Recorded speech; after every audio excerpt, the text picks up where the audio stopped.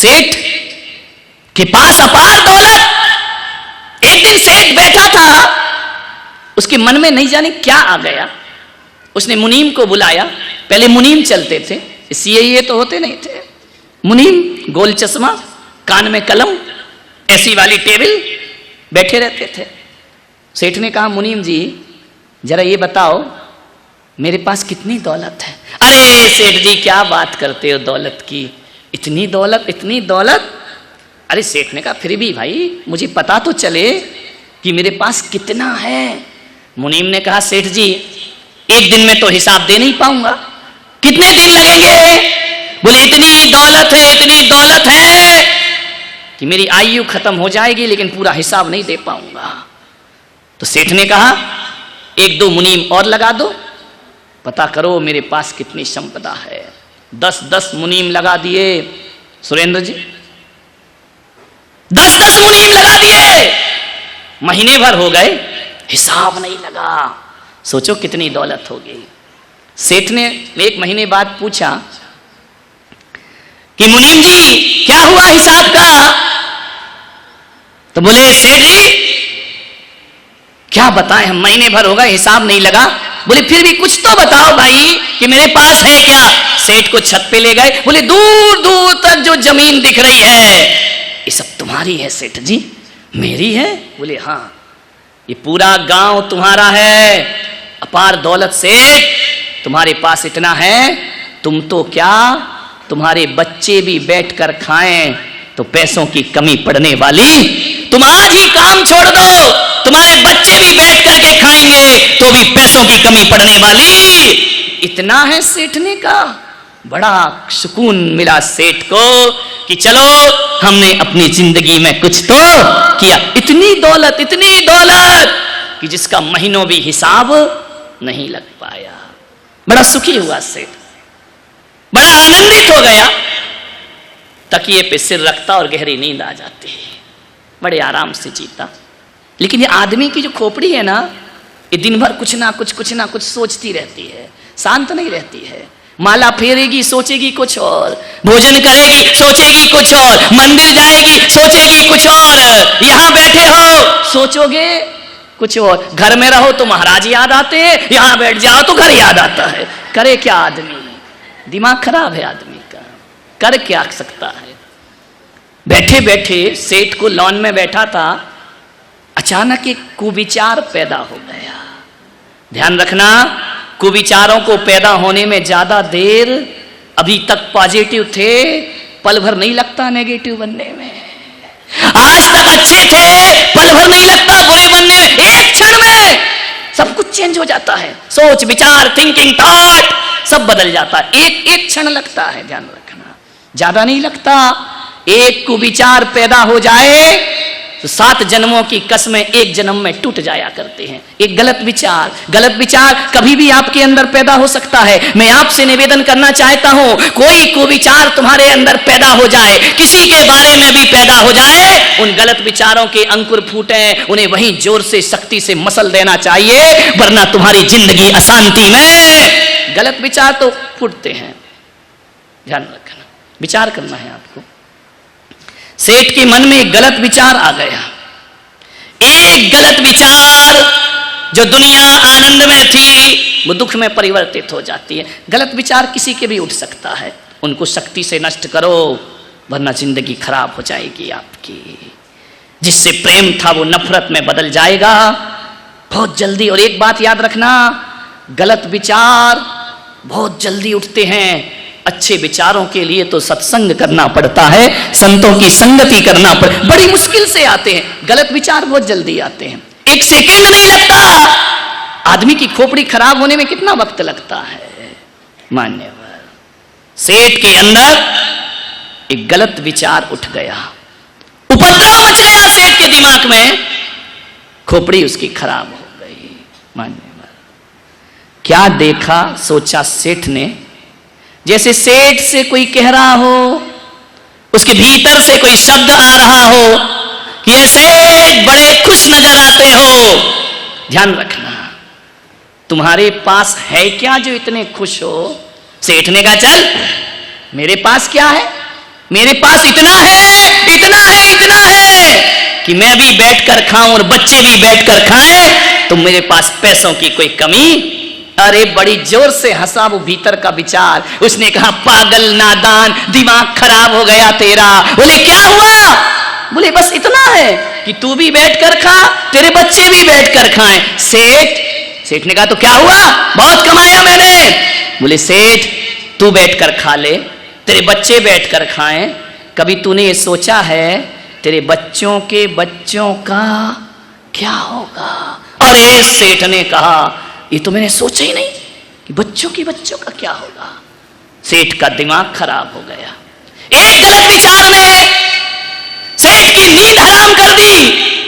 सेठ ने कहा भाई तू कह तो सही रहा है, मैंने अपने लिए कमाया, बच्चों के लिए कमाया, लेकिन उनके बच्चों का तो मुनीमों को बुलाया। बोले बताओ बच्चों के बच्चों का? सेठ मुनीम ने कहा सेठ जी कैसी बातें करते हो, छोड़ो ना ये सब, तुम जियो, तुम्हारे बच्चे जिए, उनका भी ख्याल करोगे। अरे बोले तू चुप रहे, तेरा दिमाग खराब है। ध्यान रखना जब गलत विचार आता है तो अच्छी सलाह भी बुरी लगती है। रावण को मंदोदरी समझाती रही कि सीता वापस कर दो, नहीं तो लंका का सर्वनाश हो जाएगा। सबने समझाया, विभीषण ने समझाया, लेकिन विनाश काले विपरीत बुद्धि। जब हमारे विनाश के दिन आते हैं खोलती खोपड़ी उल्टी चलती है, सीधा समझाओ तो अर्थ उल्टा लगता है। ध्यान रखना विनाश काले विपरीत बुद्धि। ध्यान यही हुआ, सेठ को समझ ही नहीं आया। उसी का बताओ मेरे बच्चों के बच्चों का क्या होगा। अब सेठ टेंशन में आ गया। ध्यान रखना अभाव में जीने लगा, सद्भाव में नहीं जी रहा था। 2 मिनट पहले सद्भाव में था। ध्यान रखना लोग स्वर्ग नरक मंदिरों में खोजते हैं, नादान है वो लोग। मैं पुलक सागर कहता हूं स्वर्ग नरक मंदिर में नहीं, स्वर्ग नरक हमारी सोच में समाये हुए होते हैं, हमारे विचारों में होते हैं। यही स्वर्ग है। पल भर पहले जिंदगी स्वर्ग थी, पल भर बाद जीवन नरक हो गया। एक सोच, मैंने कहा था ना सोच बदल लो जिंदगी बदल जाएगी। सोच ही तो बदलना है। सेठ बीमार हो गया क्योंकि अब उम्र हो गई, अब बच्चों के बच्चों के लिए कमाऊंगा क्या, मौत सामने आने वाली है। सेठ बीमार हो गया, रात की नींद हराम। पहले क्या होता था, तकिए पे सिर रखता था, गहरी नींद आती थी। आज क्या हो गया, सारी रात करवट बदलता है। एक चिंता उसके दिमाग में सवार हो गई। मान्यवर एक बात याद रखना, चिंता और चिता, एक बिंदी हट गई तो चिंता, और बिंदी हट गई तो चिता, बिंदी रख दी तो चिंता।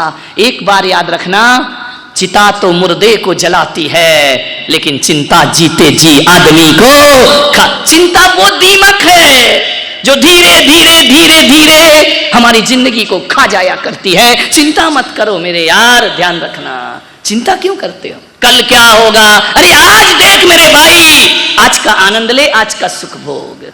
एक शेख सादी बहुत बड़ा सूफी फकीर हुआ, खुदा को धन्यवाद देते हुए रास्ते से गुजर रहा था। एक आदमी मिल गया, उसने कहा संत जी बड़े आनंदित हो।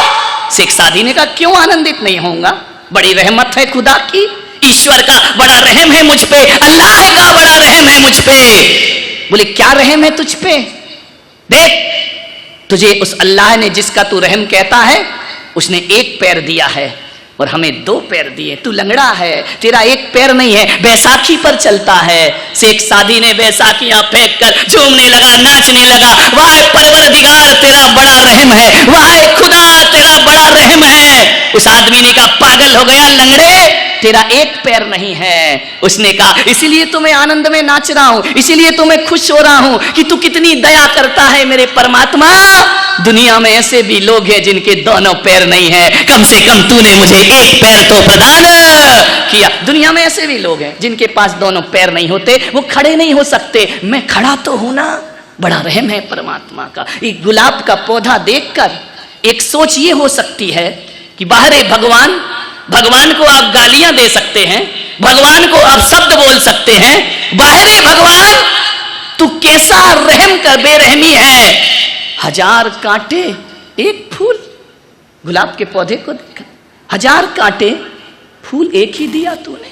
एक सोच ये है और एक सोच ये होती है, वाह रे भगवान तू कितना ध्यान रखता है, 1000 कांटों में भी एक फूल खिला दिया करता है, जिंदगी को आनंद से भर दिया करता है। कांटे वही हैं, फूल वही, दृष्टि किस पर है?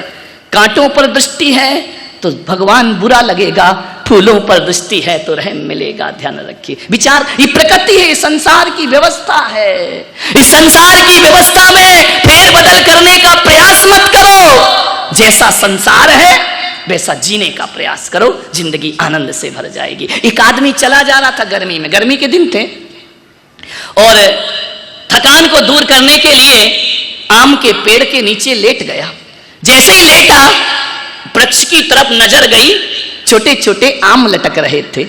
उसने कहा, वाह रे भगवान तू भी कैसा खेल रचता है, इतने बड़े पेड़ में इतने छोटे आम और इतनी पतली बेल में इतना बड़ी लौकी, कद्दू, क्या भोपड़ा, पतली सी बेल, इतना बड़ा भोपड़ा, है ना, वो मजबूत पेड़, इतने से फल।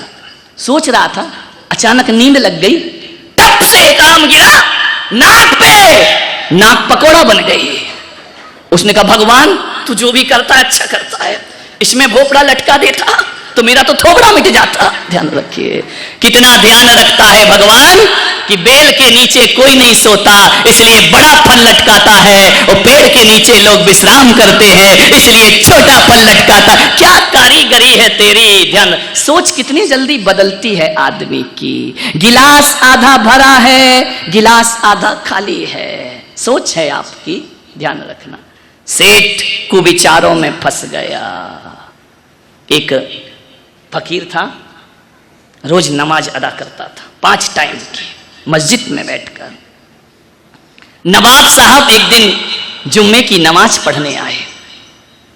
क्या देखता है वो फकीर कि मेरे पैरों में जूते नहीं, चप्पल नहीं, फटी पुरानी, पुराना जूता पहनता था। उसने खुदा से कहा कि वाह रे खुदा, ये नवाब जुम्मे के जुम्मे आता है और इसकी जूतियों में हीरे मोती जड़े हैं, मैं रोज आता हूं, मेरे पास फटे जूते हैं, क्या करता है तू खुदा? कम से कम अपना तो ध्यान रखा कर। मैं 5 टाइम की नमाज पढ़ता हूं, फटी जूतियां, और ये जुम्मे के जुम्मे आता है, हीरे मोती जड़ी जूतियां। इतना सोच ही रहा था कि क्या देखता है, मस्जिद की सीढ़ियों पर एक आदमी आ रहा है, हाथ के बल चढ़ते हुए, उसके दोनों पैर नहीं हैं। उस फकीर ने सोचा कि वाह रे खुदा, मैं तो अभी जूतियों पर सोच रहा था, तेरा कितना रहम है, तूने पैर तो दिए हैं, इस आदमी के पास तो पैर भी नहीं है। ध्यान रखना मान्यवर, उस फकीर की सोच बदल जाया करती है। इस प्रभु की दुनिया में जो कुछ मिला है उसकी कीमत समझो मेरे भाई। मैं जूतियों को रो रहा हूं, इसके पास पैर नहीं, फिर भी तेरे दर पे आ रहा है। मान्यवर, सेठ चिंता के चुंगल में फंस गया। मेरे बच्चों के बच्चों का क्या होगा? सूख के कांटा हो गया, दुबला पतला हो गया, ना मंदिर में मन लगता, ना घर में मन लगता, ना परिवार में मन लगता। सेठानी ने कहा, सेठ जी क्या हो गया तुमको? बोले कुछ नहीं पता भाग्यवान, मन नहीं लगता मेरा। ऐसा क्या हो गया? कल तक तो बड़े आनंदित थे। बोले बस एक चिंता मुझे खाए जा रही है कि मेरे बच्चों के बच्चों का। सेठानी ने कहा छोड़ो ना, कर लेंगे वो, तू ज्यादा ज्ञान मत बांट मुझे। मेरे बच्चे और उनके बच्चे, मुझे कुछ करना था अपनी जिंदगी में। सेठ बहुत बीमार हो गया। एक दिन सेठ कहीं जा रहा था, रास्ते में उसका मित्र मिला। उसने कहा सेठ जी क्या हाल बना रखा है, कुछ लेते क्यों नहीं? बोले बहुत सी दवाइयां ली। कौन बोला? हमदर्द का टॉनिक सिंकारा। ध्यान रखिए। बोले कुछ लेते क्यों नहीं सेठ, ये क्या हाल बना लिया तुमने अपना? सेठ ने कहा बहुत टेस्ट कराए, ब्लड टेस्ट हुआ, रिपोर्ट नॉर्मल, यूरिन टेस्ट हुआ, रिपोर्ट नॉर्मल, सोनोग्राफी हो गई, रिपोर्ट नॉर्मल। अरे बोले ताई ने जितने भी यहां कैंप लगाए सबकी जब रिपोर्ट देखी तो नॉर्मल। अरे तो बोली डॉक्टर को बीमारी पकड़ में नहीं आ रही है। उस मित्र ने कहा कि सेठ, लगता बीमारी तेरे तन में नहीं है, बीमारी कहीं और है। सारी रिपोर्ट नॉर्मल आ रही है तो फिर सूख के कांटा क्यों हो रहा है, इतना दुबला क्यों हो रहा है, इतना सूख क्यों रहा है? सेठ ने कहा यही तो पता नहीं चल रहा है, हर रिपोर्ट नॉर्मल है, कोई बीमारी नहीं है मुझे, लेकिन फिर भी शरीर में अब ताकत नहीं रह गई है।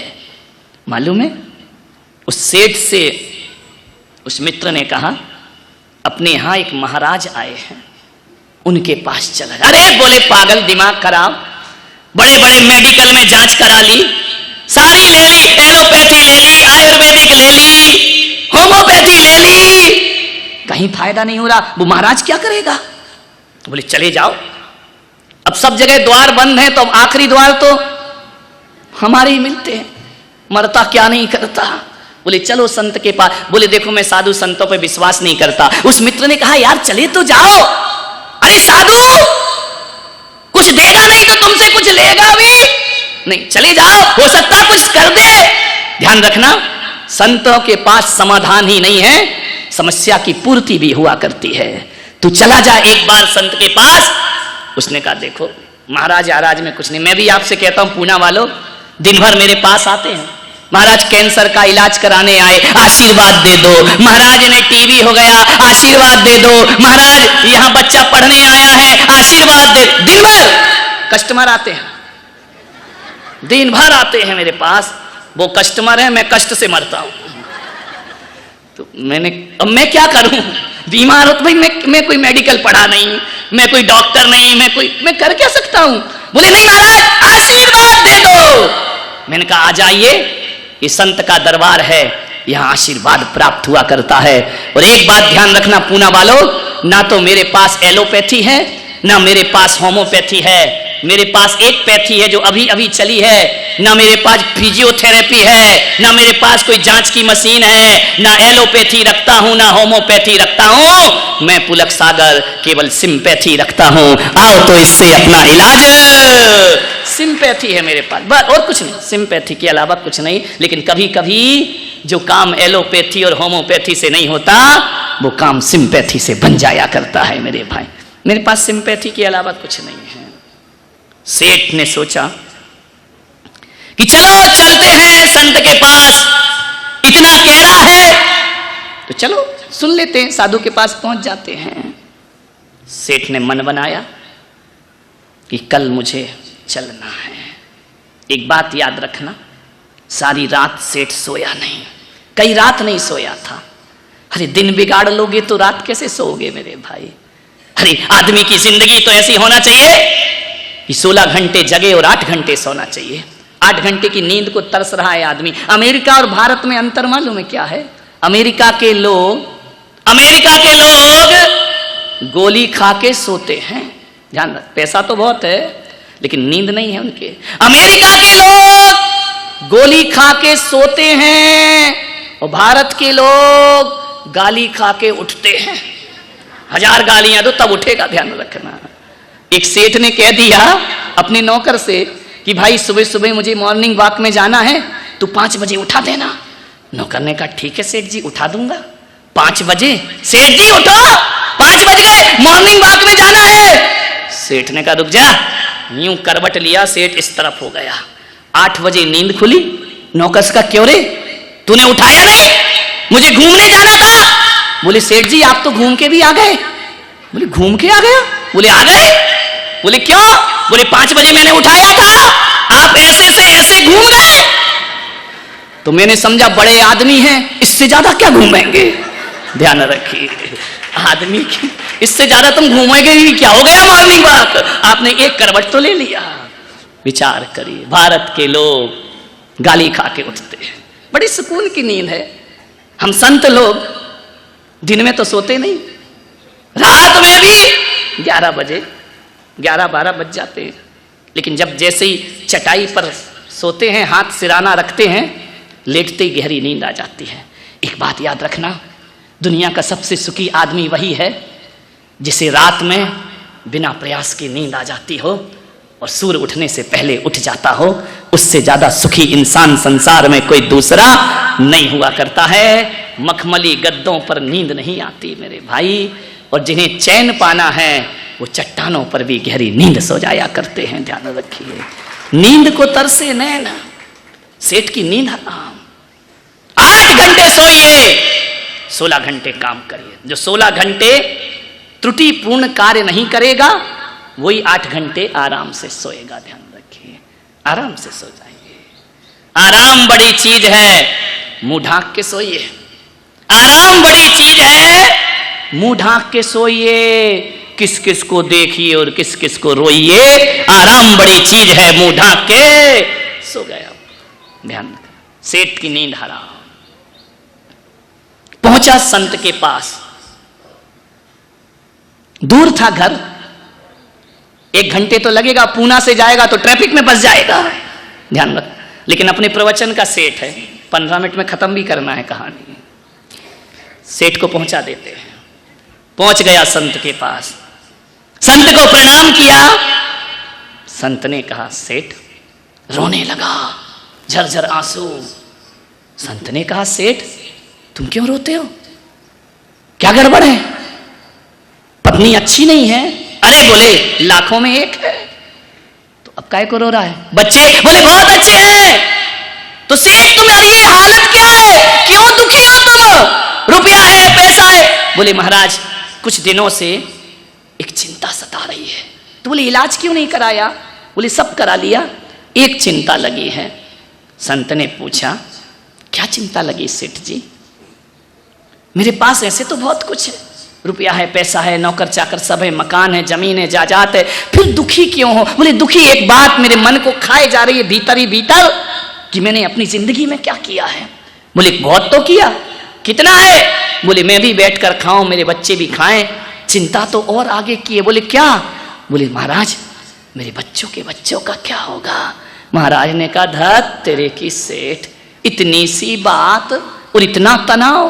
अरे बोले महाराज इतनी सी बात नहीं है, तुम्हारे तो आगे कोई नहीं, पीछे कोई नहीं, ओ घर बाबा, न बीवी न बच्चे, हमारी तो गृहस्थी है, हमारे बच्चों के बच्चों का क्या होगा? संत ने कहा कुछ नहीं होगा, मैं व्यवस्था कर, मैं तू 3री पीढ़ी की सोच रहा है, मैं 7 पीढ़ी की व्यवस्था कर दूं। संत जी क्या बोल रहे हो? बोले 7 पीढ़ी तक कमाने की जरूरत नहीं है, मैं व्यवस्था करता हूं। बोलो महाराज, बोलो बोलो, आदेश करो, मेरी जिंदगी को बचाओ, मैं शांति से प्राण छोड़ सकूं। संत ने कहा थोड़ा काम, अरे आदेश करो, किसी तीर्थ पे कमरा बनाना है मैं बनवा दूंगा, कोई धर्मशाला बनवाना है मैं बनवा दूंगा, मंदिर बनवाना है। अरे संत ने कहा ये बकवास बंद कर, ये मंदिर धर्मशाला तू इतनी बड़ी समस्या लेकर आया है, समस्या इतनी बड़ी है भी नहीं, एक रास्ता बताऊंगा, तेरी 7 पीढ़ी की व्यवस्था हो जाएगी। हो जाएगी? थोड़ी चेहरे पर चमक आई, ऐसा लगा जैसे कोई टॉनिक पी ली हो। संत ने अभी कुछ दिया नहीं, आश्वासन दिया। संत ने कहा एक काम कर, कल सुबह एक काम करेगा? बोले करूंगा, जो आप कहोगे संत जी वो मैं करूंगा। संत ने कहा एक काम कर, कल सुबह तेरे गांव के बाहर एक झोपड़ी में एक बुढ़िया रहती है, कल सुबह उठ के प्रातः काल 1 थाली भोजन उस बुढ़िया को दे देना। बोले 1 थाली भोजन, उस बुढ़िया का कमरा अमरा बनवा दूं? अरे संत ने कहा नहीं, उसको झोपड़ी में ही रहने दे, कमरे वालों की हालत हम देख रहे हैं, उसको आराम से रहने दे झोपड़ी में, जा 1 थाली भोजन दे। बोले 1 थाली भोजन में सारी 7 पीढ़ी? अरे बोले 7 पीढ़ी सुधर जाएंगी, बस 1 थाली भोजन दे के आ जाना, कर लेगा? अरे महाराज आदेश करो। उस रात सेठ गया, उसे एक साहस मिला, उसे लगा कि यार अब तो समस्या का 1 थाली भोजन, मैं पागल कहां पड़ा हुआ था, इस संत ने व्यवस्था कर दी। रात सोया, बड़ी गहरी नींद आई, महीनों के बाद, बरसों के बाद सेठ को नींद आई, बड़े सुकून से सेठ सोया। सुबह उठा, नहाया धोया, 1 थाली भोजन लेके चला बुढ़िया की कुटिया में। जैसे ही पहुंचा, अब पहुंचा देते हैं, घर जाना है अपने को, जैसे ही पहुंचा सेठ क्या देखता है, बुढ़िया के आंगन में एक 5 साल की बच्ची झाड़ू लगा रही थी। सेठ पहुंचा। सेठ ने कहा, बेटा अम्मा कहाँ है? बोले, कौन हो आप? अरे मुझे नहीं जानती? मैं नगर सेठ, मेरे से बड़ा धनवान इस गांव में कोई नहीं है। अरे सेठ जी, बच्ची ने कहा, आइए बैठिए। बड़ी संस्कारित बच्ची थी। बैठो सेठ। मेरे पास देख बेटा, बैठने का समय नहीं है, मैं बहुत बिजी हूं, दुकान जाना है मुझे, तू अम्मा को बुला। बोले, सेठ जी थोड़ा तो इंतजार करो। बोले, नहीं देख बेटा जल्दी कर, तू 5 साल की बच्ची, तुझसे क्या मुंह लगना, जा अम्मा को बुला के ला। बोले, अम्मा अभी नहीं आ सकती है। बोले, क्यों? बोले, मेरी अम्मा भगवान का भजन कर रही है। अरे जाके बोल नगर सेठ आए हैं। नहीं, नगर सेठ कुछ नहीं होता। मेरी अम्मा ने कहा है कि रामनाथ कोविंद भी आ जाएं, नरेंद्र मोदी भी आ जाएं, सुमित्रा महाजन भी आ जाए, तो मुझे भजन से कभी उठाना मत, वो इंतजार करें, मैं प्रभु का भजन कर रही हूं, मैं भजन में से उन्हें उठा नहीं सकती हूं। सेठ जी थोड़ा वेट करना पड़ेगा। सेठ को पहली बार लगा कि मेरे दरवाजे पे हजारों इंतजार करते हैं, और ये बाबा ने मुझे कहां फंसा दिया। ये लड़की कह रही इंतजार करो, ये मुझसे नहीं होगा। फिर सेठ को आया, नहीं बीमारी मिटाना है, करो, मरता क्या नहीं करता, वक्त पड़े बाका तो गधे को कहे काका। आदमी बड़ा होशियार है। बोले, ठीक है, ठीक, कोई बात नहीं बेटा, मैं बैठा हूं। 8 बज गए, 9 बज गए, 10 बज गए। उसने कहा, बेटा अब जाके बुलाओ अम्मा को, कितनी देर भजन करती है तेरी अम्मा? बोले, सेठ जी मेरी अम्मा घड़ी देख के भजन नहीं करती है, जब तक मन लगेगा बैठी रहेगी। और कभी कभी तो सेठ जी पूरे पूरे दिन सामायिक से नहीं उठती। पूरे दिन? मार डाला तूने, पूरे दिन वेट करूंगा मैं यहाँ, मेरी दुकान का क्या होगा? उस बच्ची ने कहा, फिर चले जाओ सेठ जी, कोई दिक्कत नहीं है, मेरी अम्मा को मैं नहीं उठा सकती हूं। सेठ ने कहा, तो अब मैं चलता हूं, 12 बज गए। एक काम कर बच्ची, ये भोजन की थाली लाया हूं, ये भोजन ले ले, अम्मा को दे देना कि नगर सेठ ने सोने की थाली में भोजन भेजा है। बच्ची ने ऊपर से नीचे तक सेठ को देखा और कहा, सेठ जी भोजन वापस ले जाओ। सेठ की आत्मा को ठेस पहुंची। उसने कहा, नादान बच्ची, तुझे अकल नहीं है, इस सोने की थाली लौटा रही है, 56 भोग बना के लाया हूं, कभी खाया है तुमने? जाओ अम्मा को दे देना कि सेठ तुम्हें दे के गया है। बोले, नहीं सेठ जी हमें ये भोजन नहीं चाहिए, वापस ले जाओ अपना भोजन। मेरे घर लोग खाने को तरसते हैं कि सेठ के घर पानी मिल जाए, और ये कहती हमें भोजन नहीं चाहिए। क्यों नहीं चाहिए बेटा? सेठ जी हमारे यहाँ भोजन आ चुका है। कौन दे गया? एक ब्राह्मण दे गया। क्या दे गया? केले के पत्ते में दही और भात दे गया है। अरे पागल, उसको हटा, ये तो रोज खाती है, ये खा सेठ के घर का भोजन, 56 प्रकार का भोग। उसने कहा, नहीं मेरी अम्मा ने मना किया है। मालूम है सेठ जी, मेरी अम्मा कहती है हमारे घर में यदि एक बार भोजन आ जाए तो दोबारा हम किसी का भोजन नहीं लिया करते हैं, चाहे वो कितना भी स्वादिष्ट हो जाए, आप अपना भोजन वापस ले जाओ। सेठ ने कहा, बेटा रख ले, कल काम आएगा। बोले, नहीं सेठ जी हमको नहीं चाहिए। बोले, कल किसी ने नहीं दिया तो बोले, मेरी अम्मा ने कहा है कि हम कल की चिंता नहीं किया करते हैं, जो आज देता है वो कल भी देता है, हमें कल की कोई परवाह नहीं है। बेटा कहीं से भोजन नहीं आया तो क्या करेगी? मेरी अम्मा ने सिखाया है, बेटा भोजन की कभी चिंता मत करना, जो चोंच देता है वो दाना भी देता है, और जो प्यास देता है वो पानी भी। हम परवाह नहीं करते हैं, ले जाओ सेठ, हम कल की चिंता नहीं करते हैं, हमें आज मिल गया, हम आज सुखी हैं, जो आज देगा वो कल भी देगा। सेठ के पैरों तले जमीन खिसक गई, हाथ से थाली छूट गई, दिमाग में बिजली कौंध गई। सेठ ने कहा, ये 5 साल की बच्ची और मैं 60-70 साल का बूढ़ा, ये बच्ची कहती हम कल की चिंता नहीं करते, और मैं बूढ़ा कह रहा हूं कि बच्चों के बच्चों का क्या? कौन ज्ञानी? ये बच्ची ज्ञानी या मैं ज्ञानी?